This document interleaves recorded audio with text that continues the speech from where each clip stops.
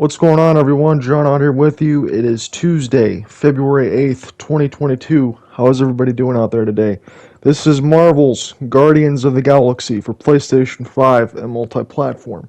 I'm going to get into the complete review of Marvel Guardians of the Galaxy, but I do have some business to take care of, and maybe some of you will know what I'm referring to. So in 2020, Square-Enix and Marvel's Avengers, Crystal Dynamics, Eidos Montreal launched to make Marvel's Avengers, which was like an MMO version of Destiny and things like that. Now, some of you probably really liked the game. Some of you probably really didn't. I ended up playing the beta. I didn't really care for it that much. I thought the enemies were pretty bullet spongy. I thought the story was kind of so-so. The voice acting was all over the place. And it was littered with glitches and bugs and some monetary concerns and things like that. It just wasn't for me. So when I heard about it in 2021, toward middle of 2021, they were saying Square-Enix was going to bounce back, they were going to launch Marvel Guardians of the Galaxy, and they were going to make it a single-player experience. They were going to make it something completely opposite of the Avengers, and bring it back, and kind of fix all the wrongs. And I'm thinking, yeah, right. Maybe a lot of you guys are thinking the same thing. How are they going to do that after they're making Marvel's Avengers? Well, Square-Enix, Eidos Montreal, you guys have totally redeemed yourself, because Marvel's Avengers Guardians of the Galaxy is one of the best games I've played in a long time. And maybe I'm a little less cynical than some of that, because I saw James or Stephanie Sterling or Angry Joe show say that it was a great game, but sometimes it doesn't do everything wonderfully, but it was still fun to play through, and I enjoyed it. And then usually I would see average review scores of about a 7 or 8 or things like that. When I finished this game, about 20 plus hours of gameplay all told, about 15 chapters. When I finished the game, I thought maybe, God, this game is at least a 9. Maybe I'm not so vain and jaded in terms of all the microtransactions and the things that go on nowadays, but if you're looking for a single-player RPG, third-person single-player RPG, with a great story, great character development, good voice acting, good camaraderie across all the characters, being able to talk to them after some of the missions are done, screw around, have fun. Maybe it's a little more linear. You're sick and tired of all the open world games and things like that. You just want a good paced story that has great graphics, good fun, good gameplay, and all that. Well, if you were jaded on Marvel's Avengers and you missed Marvel Guardians of the Galaxy like I did, I got this one on sale toward Christmas. Play it now. Turn it around, play it now, go back up to wherever your local game store is, go ahead and play and give it a chance, because Marvel Guardians of the Galaxy is an excellent game, and not just an excellent game because games like in this generation are just getting worse and worse with all this stuff and remaster and rehashes or forced online things. It's a great game in its own right, and it stands alone. So let me tell you why that is. So you play as Peter Jason Quill, who's Star-Lord, and no, you don't have to know any of the Marvel Guardians of the Galaxy lore or the Disney films or things like that. So you play as Star-Lord. You have Gamora, you have Rocket, you have Drax, and you have Groot. And as you go along throughout the story, you're trying to make some money to be able to pay off some fines. You're trying to do a little more than that as you go along, where Peter and Rocket kind of unleash this little gem thing that is pretty much going to take over the whole world. They unleash a beast that's hidden in with the side, and it's up to them to save it all.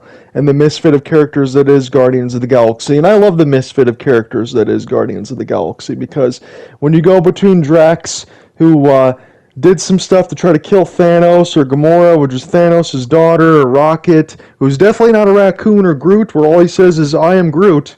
I love it. It's just a wonderful mismatch of characters. So the gameplay, as I said, you play as Peter Quill, Star-Lord. So pretty much he has these guns that can get different abilities as you go over time over the 15 chapters. Because you first get ice, then you'll get lightning, and then you'll get wind and fire. And you can use those things to kind of move around. As you're seeing on the gameplay right now, as you only control Star-Lord, you can use Drax, Gamora, Rocket, or Groot to be able to move things around, help you to bridge other kind of gaps, and command them as you're going during battle. You would hit the L1 button or the left bumper or hold it depending on what your control scheme is.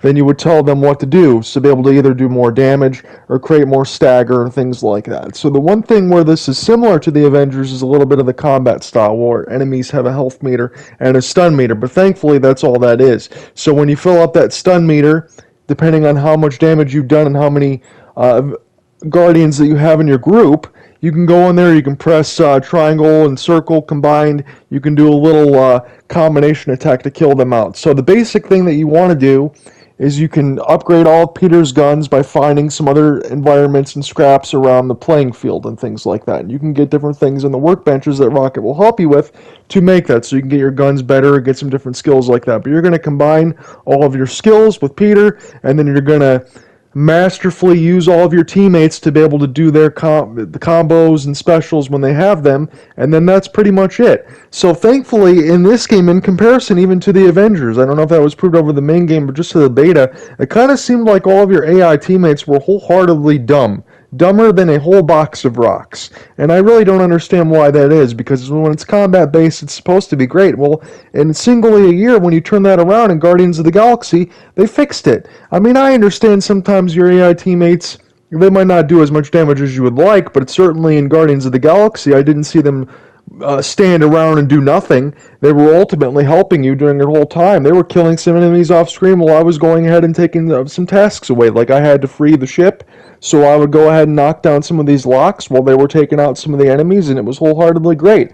So you can mix their damage and mix their stagger, and then as you go along toward the end of the game, they'll get their ultimate abilities, and you'll be able to see a little bit of their backstory and things like that. Again, you don't have to follow all the movies and sequences like that. It's a complete standalone story, and it's absolutely wonderful.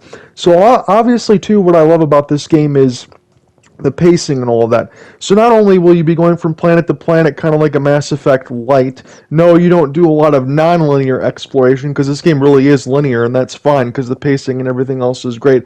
But what you will end up doing is you'll break up some of the on-foot sequences, the ship sequences that you're seeing here, to some maybe grid-based things that you'll solve a little bit of light puzzles here and there, puzzle moving, or moving some electricity boxes over to open up other doors, or go into some other opposite places with Rocket or Groot that they'll help you with to get some other outfits and things that you can use, because you can completely customize all your outfits. And the other great thing about that too is when you have your outfits, they will wear that stuff within game. So it's also fun to see how your characters and all that stuff will change depending on what they have. And this is one of those things I like too. Okay, so ignore Groot only says I am Groot, but this is just one of those things in there where you can talk to your other characters when you're outside of missions to get a little bit more of their backstory and things that they're thinking about. And their moods will change depending on all the things that it's going on in the game. So whether it's all the story elements or ship battles or how have you done or falling down certain holes or doing other just random crazy side quests like this, I'm trying to get a llama to eat some wires by singing Don't Worry Be Happy between Rocket, Star-Lord, Gamora, and Groot. But there's a lot of different pacing and a lot of different variety in this game, and even though it's linear, I think it's absolutely wonderful. So here's another thing with the story, as I said. So as Star-Lord and Rocket unleash this kind of gem that goes ahead and is going to be taking over the world, the way that it's going to end up doing it is by fulfilling a promise. And fulfilling a promise is going through the deep-seated back roots of the painful things, I'll leave it at that, the painful things that have happened in people's life. Or think about the painful things that you have had happen to you in your own life that you wish you could reverse, or people that you wish you could see again, or things that you wish you could change. That's always a deep-seated story arc that you would feel in the terms of the back of your bones and things like that. So this game is not afraid to make you laugh in certain points, because sometimes it just doesn't take itself that seriously, and with these cast of characters, I don't think it should at times. But there's also times that was really deep-seated and rooted where I thought of, damn, that really made me tug at the heartstrings a little bit. I felt it a little bit. Maybe got a little teary-eyed, not all full-blown crying and things like that, but I mean, I felt the decisions and I felt the weight. And some of the things that you do, okay, you might not have the same kind of Mass Effect storyline as far as stringing across 3 different gameplays, right, between 1, 2, and 3, but some of the stuff that you do in this game will have repercussions and positive impacts on the later chapters of the game, because if you decide to not hold on to Rocket's weapons or not keep the llama or do some other things like that, it will change the storyline. And if you don't help certain characters, they won't be there for you when you need them, or they will be there for you when you need them, and the bonding will go a lot easier. So another thing that Peter Quill does have is his visor. So you'll click in the right stick, it'll kind of turn everything red, it'll give you little puzzle solutions you're going to have to figure everything out yourself. But again, everything is kind of light in that regard. But you'll figure it out yourself. You'll go in there, you'll do some you can help get some scavenging hunt, help get some puzzle solutions, and figure that thing out. Now you're seeing some of the outfits and all that other stuff on the screen. So in terms of copyright infringement and purposes, I can't play you the wonderful 80s soundtrack that it is. Okay, granted, I'm 34 years old, turning 35, born in 87, so I can understand and relate to some of maybe that 80s music that, was kind of born into a little bit later there. But maybe for some of you that is a little bit younger, let's say you're in your teens or things like that, you might not appreciate it as much. However, if you're playing streaming the game, if you're planning on doing that, you're going to have to turn all that off, and there's going to be a little bit of remixes or rearranges of the game soundtrack and things like that, which wouldn't be as fun. I think the soundtrack and everything fits. I love the fact that when you get all the combat that you're seeing with your characters, when you fill that purple meter, you can huddle up there, and Star-Lord can give a little pep speech, which allows to boost all of your other teammates' specials again, so you can kind of kick ass on the battlefield and do all of that. The graphics and everything else in this game are absolutely good. I heard some people say that it was nothing but basic and things like that, but I didn't really walk into any kind of graphical glitches. I love the pacing between the gameplay and the variety of the on-foot shooter, the space battles, the sneaking around, the doing the completely off-the-walls shit, just to be able to use your other characters' abilities to progress forward. I thought all this stuff was well done. I thought the voice acting was well done. I know all the characters and stuff like that for the voice acting isn't anything spectacular as far as household names, but they all fit the job and fit the bill and do a wonderful job. The talking amongst the characters is probably the best it's ever been as far as a Mass Effect trilogy. I would put it on that same level. The space exploration and things like that do kind of feel like a Mass Effect light. This does kind of give me the same vibes and feeling of a single player space RPG with a wonderful story, wonderful graphics, not afraid to be able to tug at your heartstrings, not afraid to make you laugh, and just be able to give you a good old grand time.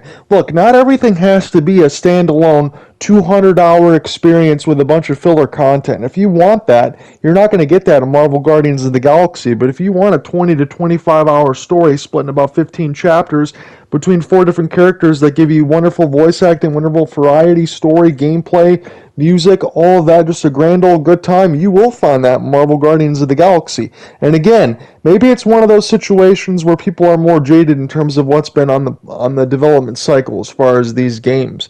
They don't make a lot of these single-player RPGs anymore that pretty much don't sit there and hold your hand, but it respects your time. It respects your time and effort, and it rewards you something with a passionate experience at the end of the day and a story that makes you say, wow, that was really good, and I really enjoyed it. Now, this is where I would want to come and talk about as we're getting close to end this review of a score. And sometimes it would be difficult to say compared to what other people are thinking what a score would be, but I'm going to give you my wholehearted, honest opinion of what a score would be. I have to rate this game at least a 9. I hit everything on the utmost mark. I guess maybe I don't give games a 10 because the only one I did was the Final Fantasy VII Part 1, and again, I know that wasn't a whole game, but that just had so many things that hit all the right bells and whistles, but this game is probably as close to a 10 as you can get. And this is a game that probably a lot of you missed if you were jaded by the Avengers experience.